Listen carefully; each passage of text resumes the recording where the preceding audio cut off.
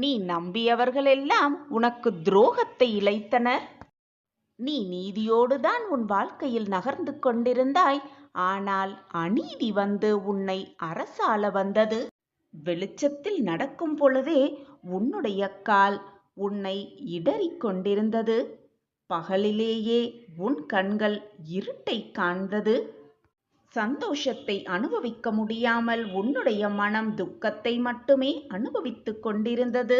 மொத்தத்தில் நீ நீயாகவே இல்லாமல் இருந்து கொண்டிருந்தாய். ஆனால் இப்பொழுது காலம் மாறிவிட்டது.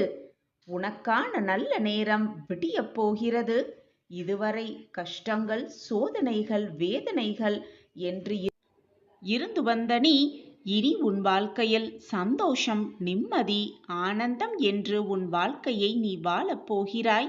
உன்னுடைய கவலைகள், வேதனைகள், போராட்டங்கள் அனைத்தையும் என் காலடியில் சமர்ப்பித்துவிடு.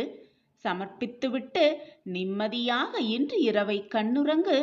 நாளை கண் விழித்து பார்க்கும் பொழுது உனக்கான அதிசயமும் அற்புதமும் உன் கண்களில் வந்து தெரியும். மனம் என்பது சஞ்சலமானதுதான்.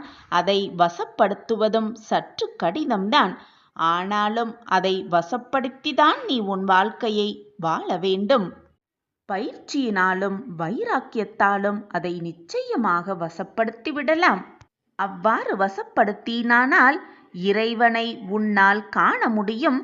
உன் கண்களுக்கு உன் சாயிநாதரும் மிக பளிச்சென்று தெரிவேன்.